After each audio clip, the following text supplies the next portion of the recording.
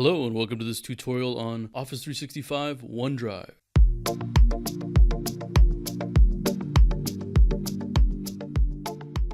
Today we'll be taking a look at your Office 365 OneDrive. OneDrive is the district's cloud solution for all your file saving needs. Today we'll be going over creating and adding documents in your OneDrive, sharing documents in your OneDrive, and how to access documents in your OneDrive, and also how to access documents from groups that you might be in. So let's get started. So first we're going to go ahead and go to our EISD website and go to Employees and Office 365.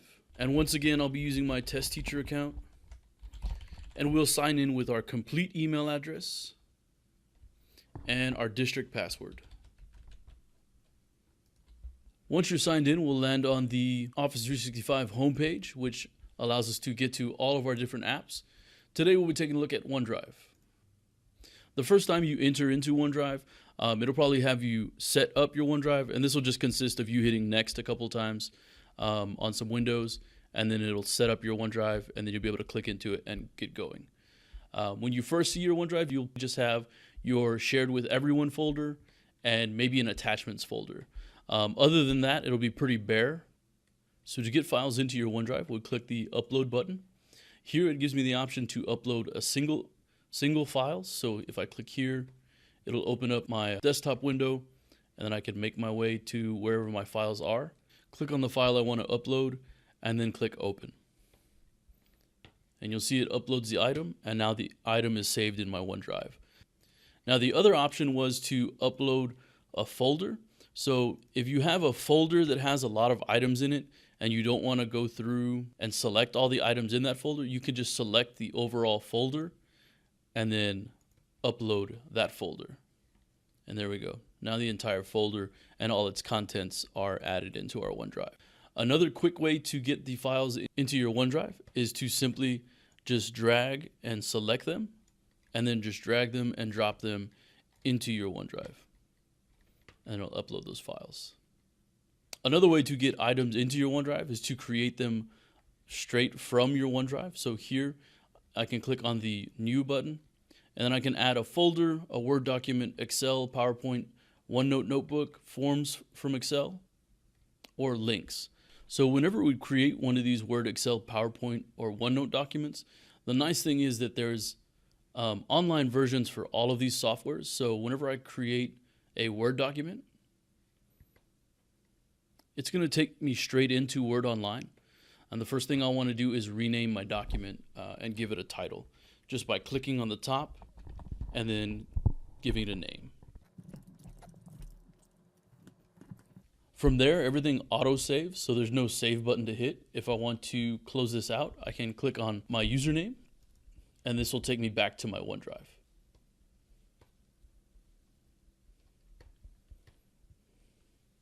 And then you'll see that documentation file is there. Now, any of these other files that I've added, like this class roster piece, if I click on it, I can open it, and it'll open it in Excel Online. When it opens in Excel Online or Word Online, it'll actually let me edit the document within the online software. So I can add fields here, add text, whatever I need to do. If you don't like working in the online environment of any of the softwares, all of them will have a button here that says edit in either Excel, Word, or PowerPoint. So you can always just click on that and then just respond in the affirmative to any other questions it asks. The first time you do it, it'll probably have you sign in. You'll use your district email address and then your district password. There we go. And then we'll click one last button up here where it says enable editing. And now we can edit the document in the full version of the software. And then from there, we can just hit save and then close this out. And then it actually saves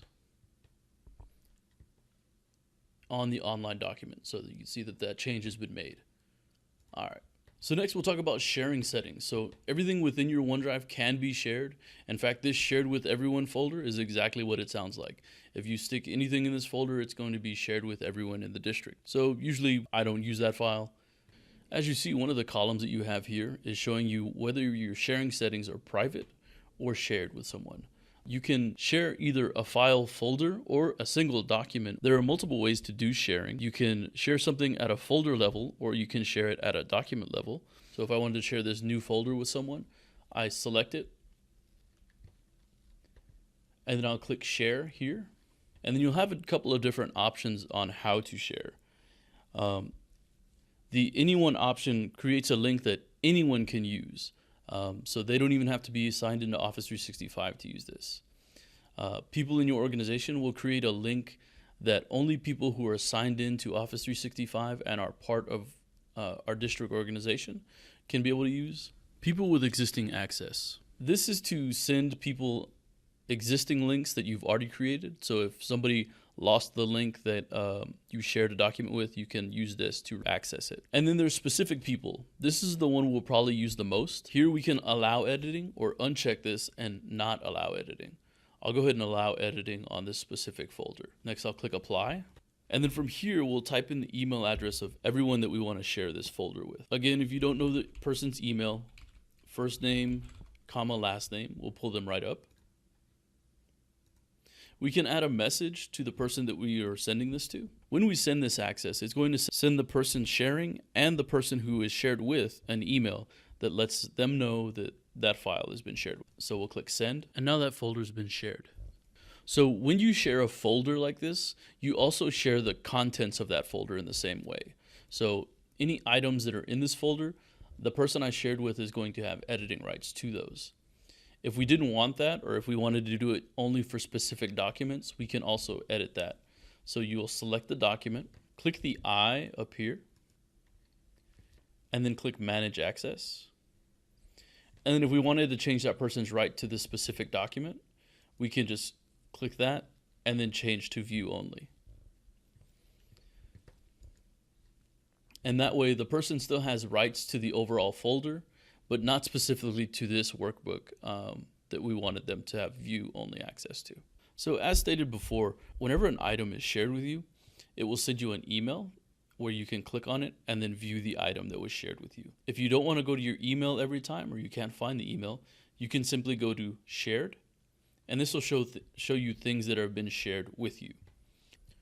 Also from your OneDrive, you can access any document centers that are shared with you through either sites or groups. So here you see a couple of different groups that Test Teacher is a part of. So if Test Teacher clicks on one of these, it'll actually take them to the document library of that SharePoint group or of that group, and then they can access the files as needed.